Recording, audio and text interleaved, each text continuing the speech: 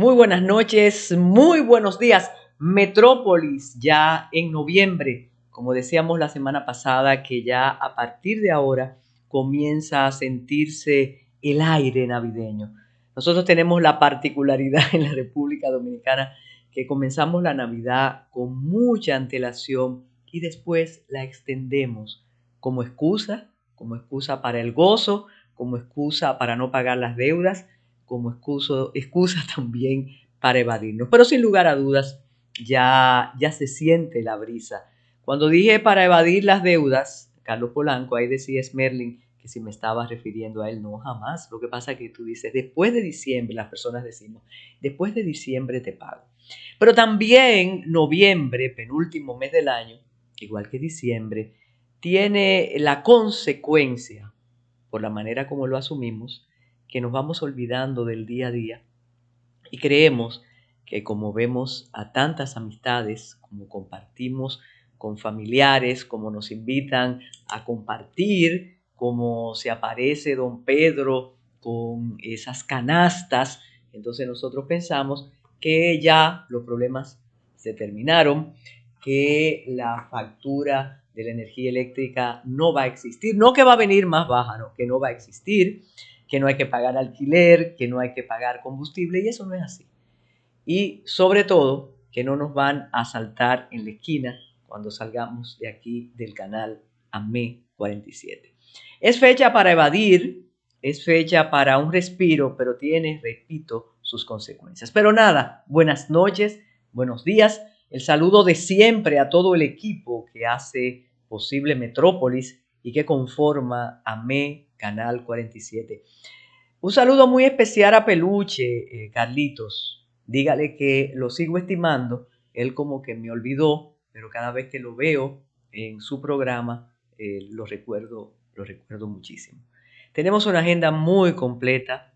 Tenemos una agenda con informaciones tan negativas y otras que podríamos hacer positivas sin engañarnos, ¿eh? Esta semana, como ustedes saben, el inicio de noviembre trae la fecha de todos los difuntos, el 2 de noviembre.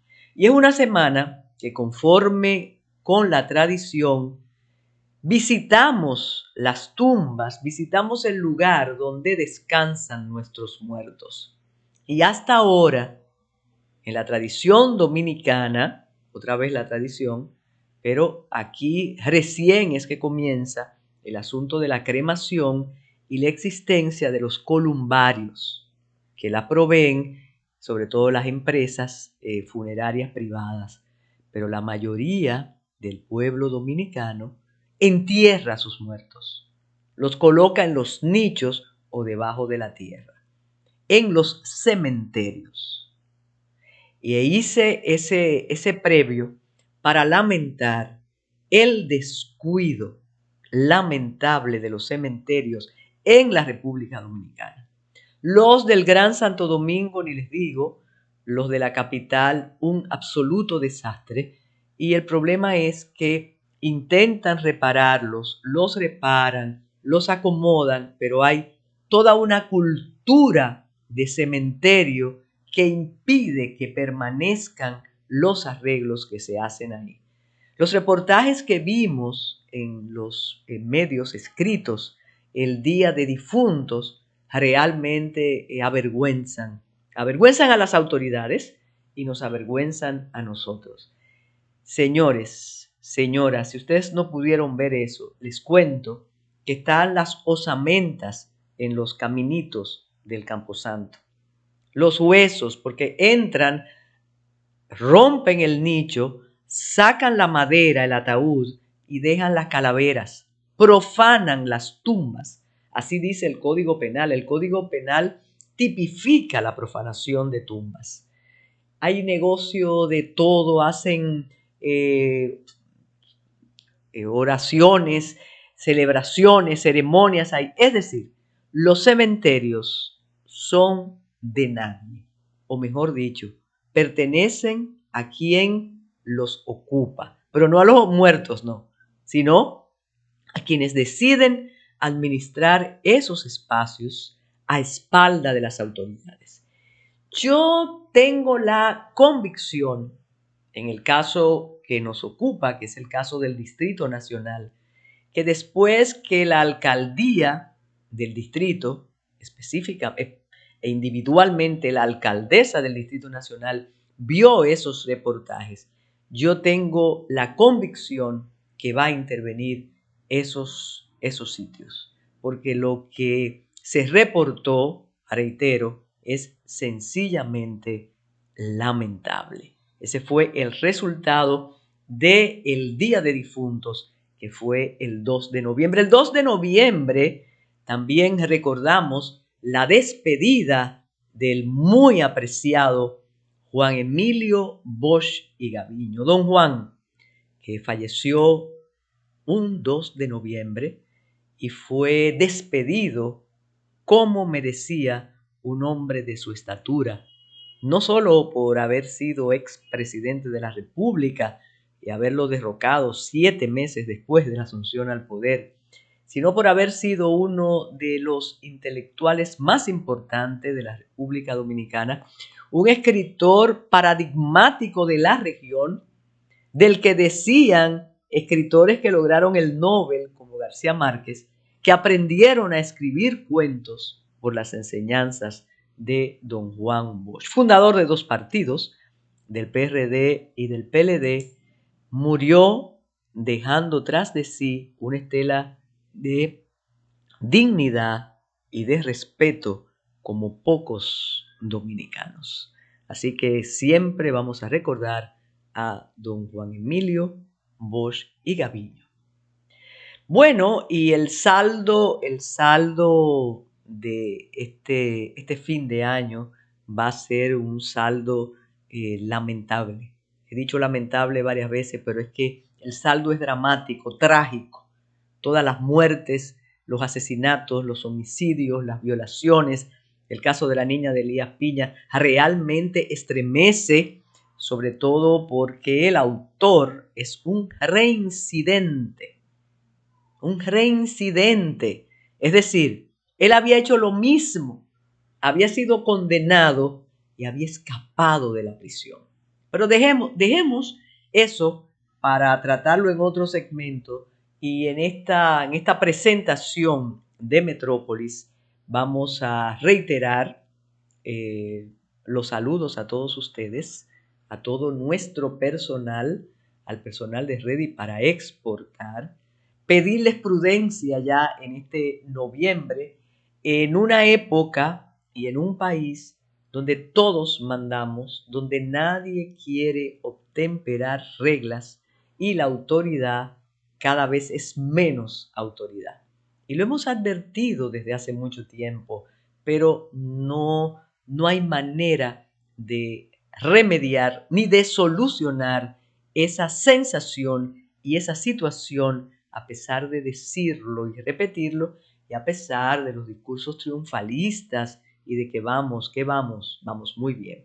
Quiero agradecer a una persona y a una institución muy cercana a Metrópolis, no solo a mí, a todo este equipo. Primero al Museo Memorial de la Resistencia Dominicana, y en el Museo Memorial de la Resistencia Dominicana a su gestora, mentora y guía, que es Luisa de Peña Díaz, que ahí está a pesar de los pesares, y la mantiene su obra, la mantiene su trabajo. Envió este mes las publicaciones más recientes del museo y son la validación del trabajo que hace el museo. Los Pandilleros de Santiago es una de las publicaciones con las conversaciones de Ramón Antonio Veras, Negro Veras y Wenceslao Vega. Eso es un documento para la historia. Como dice don Luis Miguel Pereira, uno de los prominentes abogados de la República Dominicana, hay que pasar por el museo y adquirir estas obras para conocer nuestra historia reciente. También difunde, publica, produjo este año, y ya lo está enviando a distintos medios, el Museo Memorial de la Resistencia, La música como propaganda en la dictadura de Trujillo. Este texto es imprescindible para quienes nos gusta el arte y para quienes cada día descubrimos más detalles de esos 30 años de la era que muchos ya olvidaron y otros se niegan o se resisten a conocer. Nada más y nada menos que una obra de la autoría de Catana Pérez y Arismendi Vázquez Guareño. La música como propaganda en la dictadura de Trujillo. También la recopilación de los datos en una tertulia que auspició el Museo Memorial de los datos del asesinato de Rafael Augusto Sánchez Sanjay y de Segundo Inver Barrera, otra de las publicaciones de este año, y la economía dominicana durante la era de Manuel Linares. Gracias a Luisa de Peña Díaz, gracias al Museo Memorial de la Resistencia por el envío de esas obras y a usted que le interesan esos temas o si les interesan esos temas, pasen por el Museo Memorial de la Resistencia y adquieran esas obras, que es una forma también de ayudar a sostener la vigencia de una institución tan necesaria en el país donde la memoria es corta y el olvido también. Vamos a hacer una pausa para continuar con Metrópolis. Adelante, Smerlin.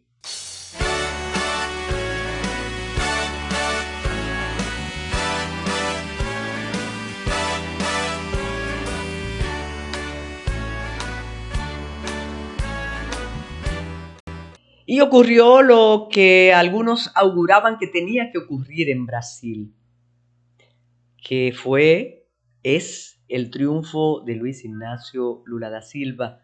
Para algunos, el vencedor de todas las batallas, el vencedor del odio, el vencedor del insulto, del agravio y de la mentira. Para otros, la derrota de los constructores del nuevo Brasil en manos de un personaje tan controversial, tan detestable para muchos como es Jair Bolsonaro. Pero, ¿qué pasó? Fue una victoria de esas de deporte, de fotofinish, porque fue por muy poco. Quizás, y como decíamos la semana anterior, ellos estaban buscando los votos necesarios para que la distancia fuera mayor entre los dos. Y cuando la distancia es mayor, es mucho, mucho mejor el triunfo o mejor la derrota. Pero esta vez, como fue por tan poco, la situación es bastante delicada. Tan delicada que Bolsonaro no reconoció de inmediato el triunfo de su opositor al que él insultó durante todo su mandato e insultó durante toda la campaña. Luego, 2 días después, habló a sus correligionarios y dijo algo muy inteligente, que él iba a respetar la Constitución, pero sin decirle reconozco que fulanito ganó o felicitaciones a Lula. Eso jamás lo va a decir. Pero ¿qué pasó? Que sus seguidores coparon las calles de Brasil, sobre todo de las principales ciudades. Ustedes saben pidiéndole a los militares que impidieran la asunción de Lula al poder. Y ya eso son palabras mayores. Bolsonaro, cuando vio que la situación ya tenía un cariz realmente de alarma, llamó a sus correligionarios a despejar las vías, porque al tener ocupadas las vías se dificultaba el transporte, se dificultaba el tránsito y naturalmente se afecta la economía, y todavía esta es la gestión de Bolsonaro. Pero no les dijo acepten o abandonen, no. Le digo, despejen los lugares. ¿Qué se piensa? Usualmente, los que pierden por tan poco tienen esa actitud. Aquí lo llaman, a mí no me gusta la expresión, pero aquí le llaman el derecho al pataleo. Pero no deben decirle así. Bueno, hay que aprender a perder. Y quizás sea lo más difícil, no solo en la vida política, ¿no? En la vida personal, en la vida deportiva. Ninguno de nosotros quiere ser perdedor. Entonces hay que aprenderlo. En política, la madurez política se demuestra cuando se aceptan los resultados electorales, siempre y cuando no existan irregularidades ni sospechas de irregularidades, y en este caso esas irregularidades no existieron. De modo que lo que ocurre es que se hacen esas protestas y después la vida, el decurso de los días va colocando las cosas en su justo lugar. Sin embargo, los analistas de la situación brasileña tienen cierto temor porque dicen que está muy polarizada la población, muy dividida, entre los sin nombre, entre los sin camisa, que ven en Lula su esperanza, y entre los otros que ven a Lula como la persona que va a hacer las grandes reivindicaciones de las masas empobrecidas y los va a perjudicar a ellos. Pero ellos no son minoría, son dos mayorías que estarán enfrentadas, con un detalle muy delicado y que en medio de la euforia es difícil o a veces luce imprudente mencionarlo, y es que para muchas de las personas que adversan a Lula, a diferencia de los que creen en el liderazgo, en la historia, en el sacrificio de Lula, ellos lo consideran un corrupto y creyeron todas las acusaciones y justificaron la prisión de Lula. De modo que son realmente posiciones fuertes, encontradas, que podrían dificultar la gobernabilidad brasileña en los próximos meses. Eso dicen algunos analistas. Otros, reitero, mencionan la natural reacción del correligionario, del seguidor partidista que pierde y ve en estas manifestaciones una forma de reivindicación de lo que ya no va a poder ser, pero que es necesario decirlo. Hay un detalle que podría facilitar las cosas y podría evitar el desastre, y el detalle ha sido la felicitación casi unánime e inmediata de jefes de Estado muy importantes. Y eso es una especie de envío de mensaje a Bolsonaro diciéndole, mire señor, nosotros estamos con el nuevo presidente y usted debe respetar las reglas democráticas del juego político. Y la primera llamada fue nada más y nada menos que de Joe Biden. Y ahí engarzamos con el tema siguiente. Ah, bueno, dirán algunos desde la acera de enfrente. Joe Biden, ¿y qué significa Joe Biden ahora? Si Joe Biden está al tris de perder su poder en las congresuales. Bueno, eso podría ser. Es más, casi se asegura que podría ser. Pero Joe Biden es el presidente de los Estados Unidos de América, uno de los hombres de Estado más poderosos de uno de los países más poderosos del planeta, con una influencia en cada uno de los lugares del el territorio planetario. Entonces, que llame Biden y le diga a Luis Ignacio Lula da Silva, felicitaciones, sabiendo además que es un hombre de izquierda, y sabiendo además todo lo que piensa de la intromisión y de la política internacional de los Estados Unidos, eso es una señal. Y como digo, a propósito de señales y de Joe Biden, la situación de los demócratas hasta este momento es una situación muy difícil con miras a las elecciones del 8 de noviembre. Ya no se trata de especulaciones, ya no se trata de lo que dicen los trumpistas o los adversarios de Joe Biden. Se trata de una realidad que se ha construido por el poder impresionante de Donald Trump, la injerencia, la influencia que tiene Donald Trump en mayorías de estadounidenses y lamentablemente por la crisis económica.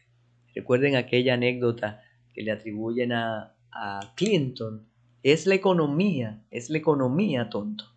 Entonces, la situación económica, los traspiés de Biden, las evidentes señales de un deterioro cognitivo, algo que uno nunca iba a pensar que ocurriría en un presidente de los Estados Unidos, todo eso ha incidido, y la disminución del nivel de vida de los estadounidenses, a pesar de las justificaciones que pueden existir y que existen, sobre todo por la pandemia. A pesar de todo eso, la situación de los demócratas es muy difícil. Una cosa es hablar antes y otra cosa es después de los hechos. Y por eso queremos decir que estamos circunscritos a lo que han dicho las encuestas y a lo que dicen los análisis en los periódicos más importantes e influyentes de los Estados Unidos. Y si ocurriera, como dice el analista dominico-americano residente en Nueva York, Julio César Malone, que ha participado con nosotros aquí, si ocurriera lo que se prevé, sería la primera vez no que un partido controlara el Congreso en los Estados Unidos, sino una persona, un hombre, porque es el poder y la influencia de Donald Trump que va a influir o que está influyendo en el voto a republicano en los diferentes estados. Eso hasta ahora. Y eso adecuándose al resultado de las encuestas. Todo puede cambiar. Joe Biden el día 1 de noviembre, no el Día de los Muertos que mencionamos en la introducción, sino el Día de Todos los Santos, apeló a el amor patrio, a los buenos sentimientos, diciendo ustedes saben por quién tienen que votar para salvar la nación. Fue un evidente llamado de urgencia electoral, que algunos decían que si lo hubiera expresado antes, algo hubiera cambiado, pero ese mismo llamado, significa que los demócratas y el presidente saben lo que puede ocurrir. Con un detalle también, porque, como diría Eduardo Galeano, el mundo está patas arriba y todo está cambiando, con un detalle muy importante, muy interesante, y es que si algo le ocurriera a Joe Biden, con todos los rumores que hay, con todos los errores que él está cometiendo, si algo le ocurriera, su sustituta, conforme a la Constitución, sería Kamala Harris. Y hasta hoy, la ilusión que tuvo la sociedad estadounidense y nosotros en el mundo con Kamala Harris como la primera negra, la primera mujer que podría ser presidenta de los Estados Unidos, ya esas estrellas a favor de Kamala Harris han disminuido bastante, porque en este periodo, la verdad que Kamala no ha hecho ningún trabajo que haya sido destacable para que la confianza se deposite en ella o que cualquier eventualidad que afecte a Joe Biden haga creer que en Kamala se tienen se tendría toda la confianza y toda la seguridad para manejar el país. Y eso es muy delicado. Pero un detalle más. Después de Kamala en la sucesión está Nancy Pelosi.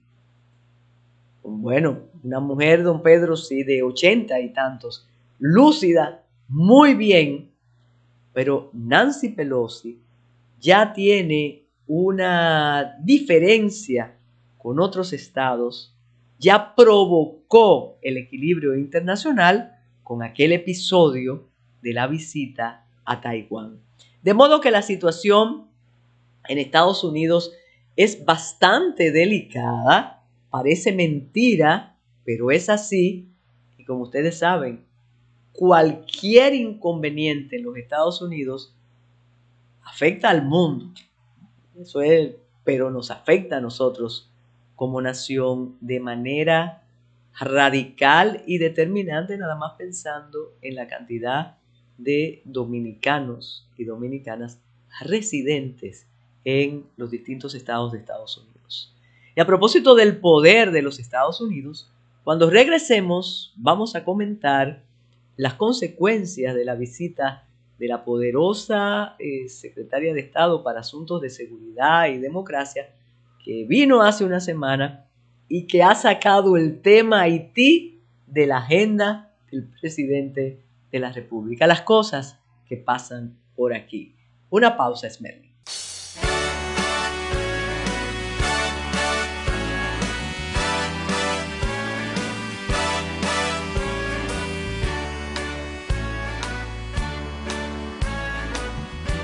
Bueno, y el presidente de la República no varía su discurso optimista e incluso su discurso de logros en el aspecto de la seguridad ciudadana, del éxito de la transformación del cuerpo policial bajo su gestión y bajo los predicamentos de la reforma y de todo ese grupo muy bien intencionado de personas de la sociedad civil con la ayuda de asesores internacionales para transformar la vida de los policías y en consecuencia para lograr que tengamos seguridad. Y él lo hace, y lo dijo en una conferencia, en un discurso que pronunció el jueves: no hay democracia sin seguridad y nosotros estamos logrando la seguridad, sin mencionar los casos que día a día nos siguen conmoviendo, que día a día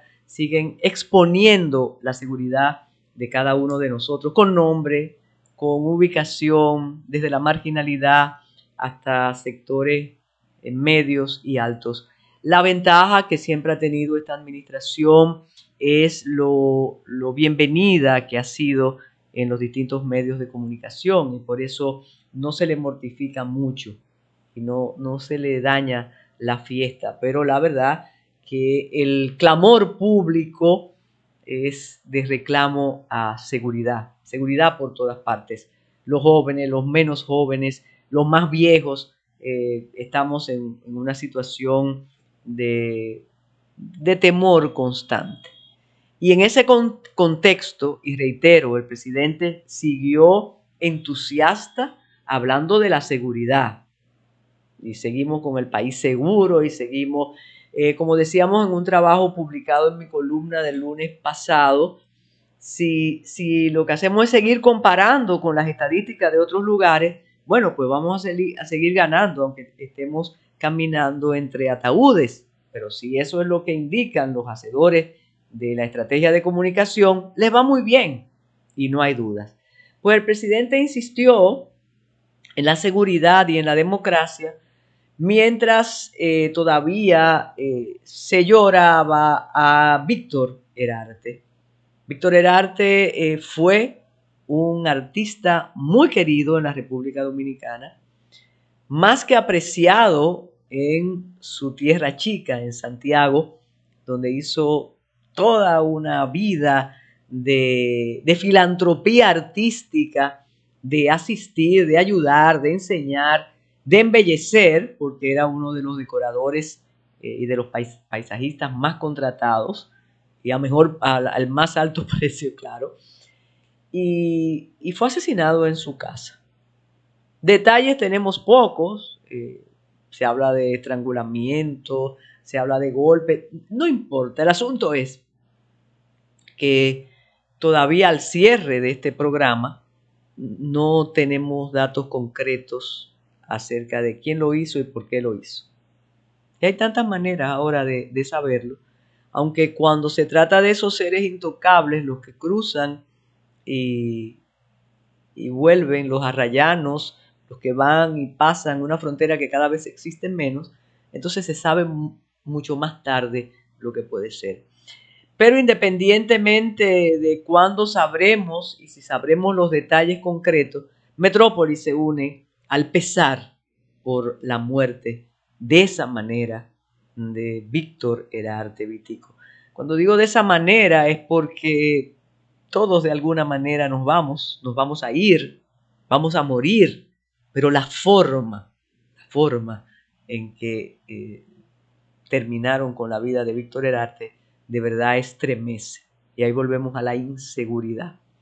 Decíamos al principio, pero de verdad hablando aquí con el equipo, decidimos no remover el horror de la niña de Elías Piña, porque eso sí complica todo el sistema judicial, el Ministerio Público, la policía, el sistema carcelario, el pasa y cruza de la frontera, porque se trata de un reincidente que engaña y seduce a una niña, le ofrece un teléfono y la descuartiza, la mata, la esconde y además lo dice luego con la agravante de que era una persona apreciada en la casa. Casos que no son aislados, casos que se suman al, reitero, al horror cotidiano que estamos viviendo y nos estamos acostumbrando. Y eso es lo peor, lo que yo le llamo la normalización de la violencia. Y cuando creemos normal la violencia, entonces no vamos a hacer nada por enfrentarla y mucho menos por vencerla. La anécdota del día aquí de aquí. Que mataron a uno en la esquina tal, le dieron 10 puñaladas a otro. Violaron a 5. Eso es normalizar la violencia. Y cuando se normaliza, cuando se convierte en una conversación cotidiana, el recuento de los hechos violentos, entonces es parte del buenos días.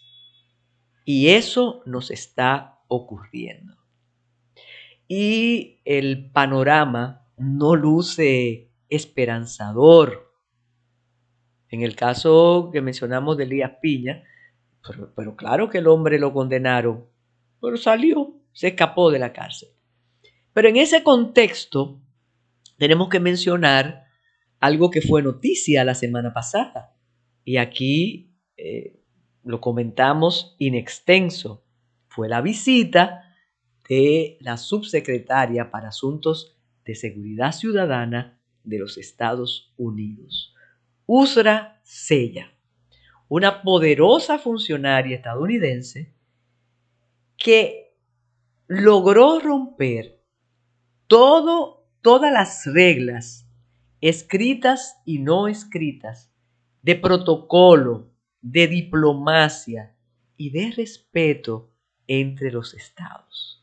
¿Qué pasó con Usra Sella? Bueno, ella llegó a Palacio, fue recibida por el presidente de la República, por el presidente del Senado, el presidente de la Cámara de Diputados y los ministros más importantes del gabinete, del ordenamiento, de la administración pública, del gobierno.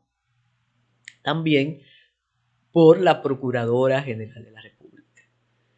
Bueno, pues ella habló, como siempre, el interés de los Estados Unidos y eso no es secreto. Además, ellos tienen aquí su mascarón de proa, que es Participación Ciudadana, que es la vocera de USAID.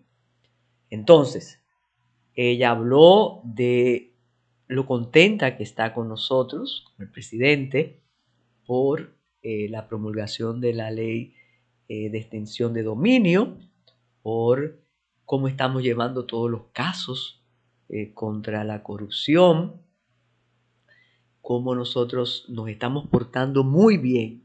Eso fue titular en todos los medios y eso está en el portal de la presidencia. Pero hubo un detalle que a alguien se le ocurrió publicar y después a alguien se le ocurrió preguntarle a la discreta, cauta, prudente vicepresidenta de la República. Ella simplemente dijo, no tengo comentarios. Y fue en relación con los ciudadanos haitianos residentes en el país, los que vienen y los que van, que ella dijo, sin ningún miramiento, ni pudor, ni límite. Le pedimos que los acoja. Ustedes lo tienen que acoger porque son ustedes, a ustedes les corresponde. No me hable de que le va a alterar el presupuesto en salud, en educación, en seguridad. Ustedes son los que tienen que acogerlo. Bueno, eso pasó como si no hubiera pasado. Eso no se registró en el portal de la presidencia y fue comentado tímidamente, como decíamos ahorita, que tiene el favor de muchos medios esta administración, fue comentado tímidamente en algunos artículos. Sí hubo un editorial en el periódico El Caribe. Pero ¿qué pasa? Que ha transcurrido una semana y no hemos visto ese tema en ninguna de las agendas del presidente a partir de ahí. Con tan buena suerte que los más vehementes defensores de la soberanía, que son aliados a esta administración, se les olvidó esa visita y se les olvidó esa petición. No sabemos por qué. Pero algo más.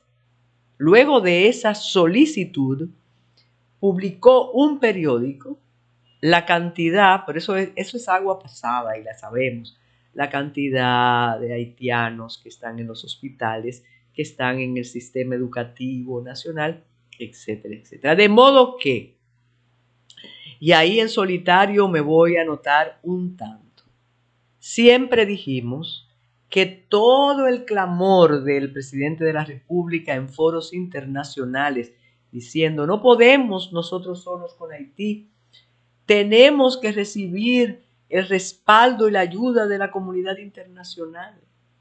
Lo exigimos, respetamos la soberanía, la frontera y nos llevó a todos a ver el muro. Nosotros dijimos, eso se llama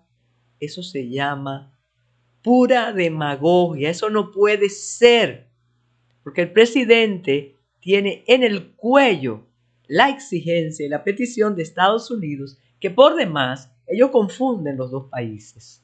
Y siempre aquello que se dijo que era invención de los fascistas dominicanos, invención de los nacionalistas con Z, eso es una realidad y parece que le va a corresponder al presidente Abinader, el hombre que tiene a sus pies a los defensores de la soberanía, con un discurso que realmente y lamentablemente no se adecua a la realidad, le va a corresponder a don Luis Abinader abrir la frontera, dejar la ficción del muro y darle la bienvenida a todos los que vengan del otro lado. Ojalá que entre ese número de personas que cada segundo están llegando aquí, no se cuelen los pandilleros y le dejen el terreno árido allá a Barbecue para que él haga lo que quiera. Pero lo cierto es que una semana después de la orden que vino a darnos esa secretaria de Estado de Washington para asuntos de seguridad y democracia, Palacio no ha dicho nada y el presidente no se ha pronunciado al respecto. De modo, no, de la fusión no, pero el entren y bienvenidos sí. Eso sí va. Y eso es una realidad. Nos quisimos negar a enfrentarla y el presidente ayudó con ese discurso de defensa de la soberanía, sobre todo después del magnicidio. Recuerden que él, yo decía aquí en Metrópolis que él había subido su popularidad a más de 100, porque él dijo, vamos a defender todos juntos la soberanía, la frontera. Cuando se dio cuenta que estábamos dudando de aquello, invitó a una serie de comunicadores y de periodistas y de personalidades a ver el muro y salieron todos muy satisfechos. Entonces, entre aquello, la realidad, lo que insisten y dicen cada día diputados, senadores, alcaldes, gobernadores de la zona fronteriza y la solicitud descarada y descarnada de Washington, nos queda la política puerta abierta y que entren, que donde comen 10 millones, van a comer 10 millones también. Esa es la realidad de la República Dominicana hoy día. Y sin ninguna explicación de las autoridades, ocurrió realmente una catástrofe debido a las lluvias, a las inundaciones, a la ausencia de prevención y de precaución en el Gran Santo Domingo ante una vaguada que al parecer no solo nos sorprendió como habitantes de esta zona, sino que sorprendió a las autoridades. Miren las imágenes.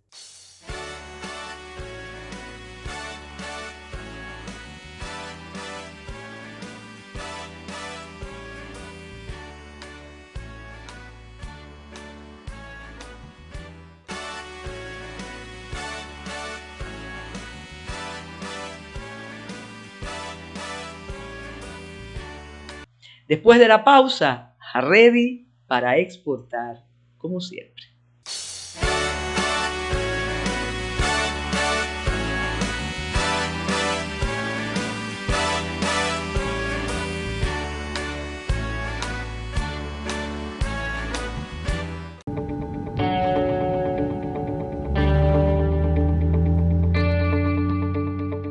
Muy buenas amigos de Ready para Exportar, le estamos transmitiendo hoy desde la Unión Europea, desde Bruselas. Hemos estado trabajando en conexión con el mercado europeo y hemos decidido traerles a ustedes algunas informaciones, sobre todo de la participación de la República Dominicana en la Feria del Salón du Chocolat que tuvo lugar en París, Francia, en esta semana recién pasada. Hubo una participación de 8 empresas de la República Dominicana, 4 empresas auspiciadas por la Unión Europea a través del programa ACP Business Friendly, que patrocina la Unión Europea y organiza el Centro de Comercio Internacional. Ahí estaba la empresa Definite Chocolate, Mills, Cacao y Heritage, y 4 empresas auspiciadas por Caribbean Export, también con fondos de la Unión Europea, y que donde estaban Chocolala, Aproagro, Cacao Mae y Conacao. Eh, la Unión Europea es el consumidor más grande de chocolates del mundo. El consumo promedio de chocolate en el mundo es 0.9 kilos y el consumo promedio per cápita de la Unión Europea es de 5, con países teniendo también un consumo hasta de 9.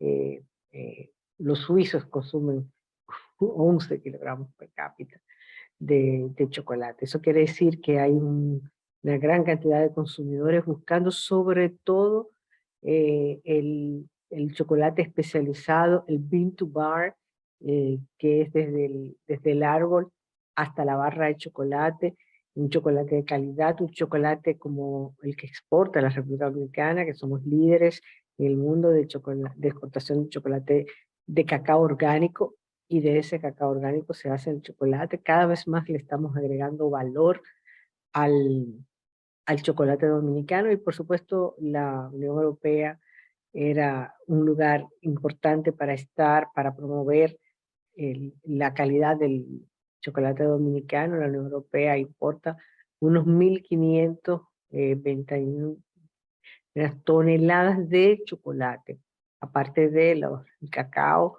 que importa para hacer sus propios chocolates. En el Salón du Chocolat también pudimos ver chocolateros de todas partes de Europa, también de partes de América Latina, que también exporta, y de África, que exportan cacao.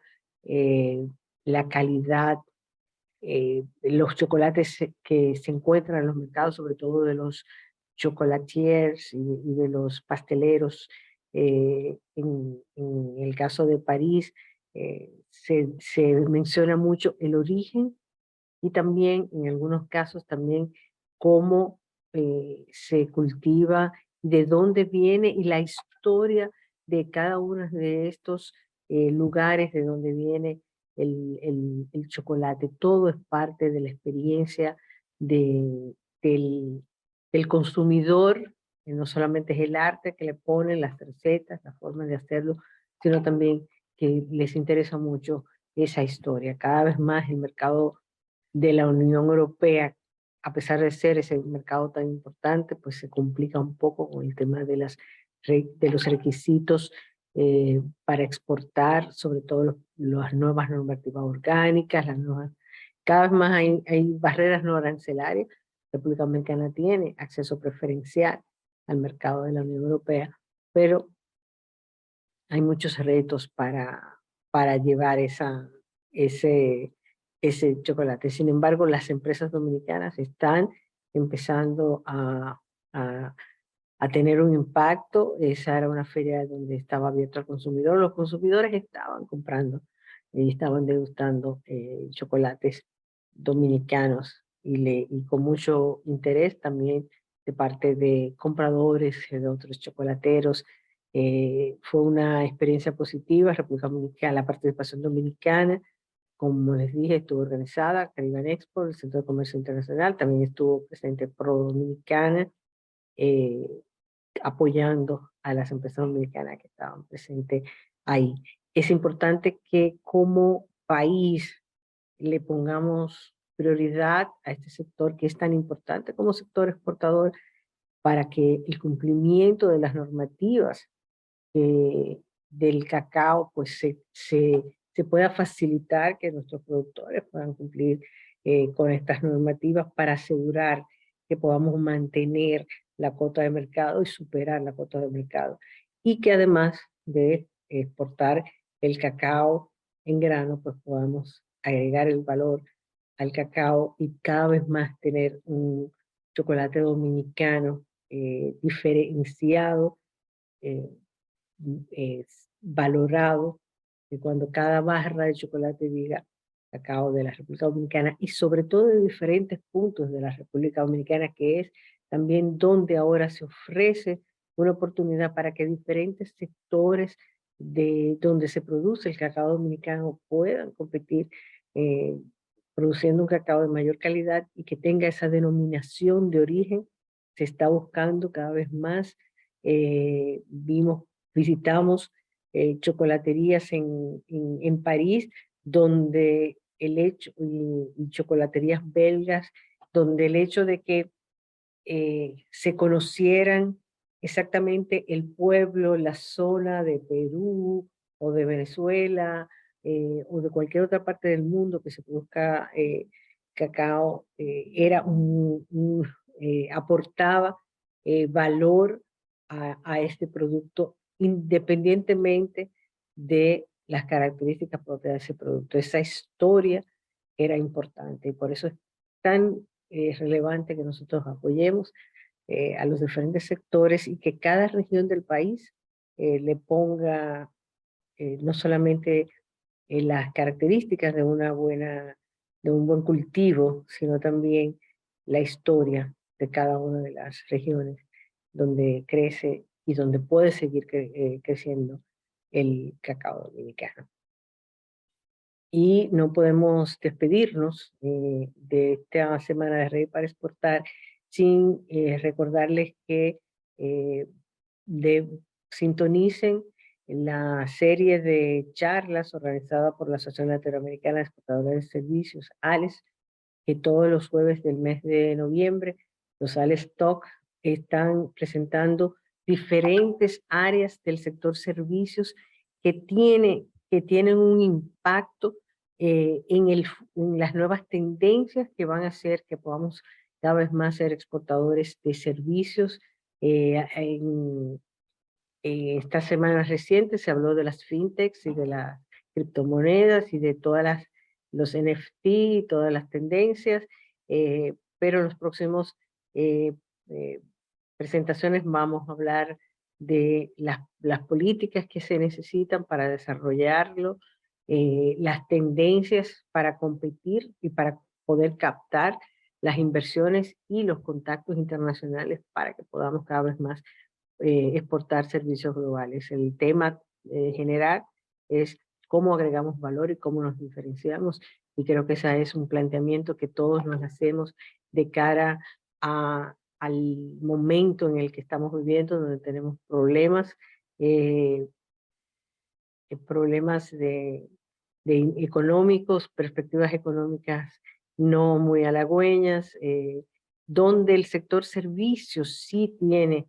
una posibilidad no solamente de ser ese diferenciador para nuestros países, sino que también puede ser el espacio que nos permita a nosotros competir más efectivamente.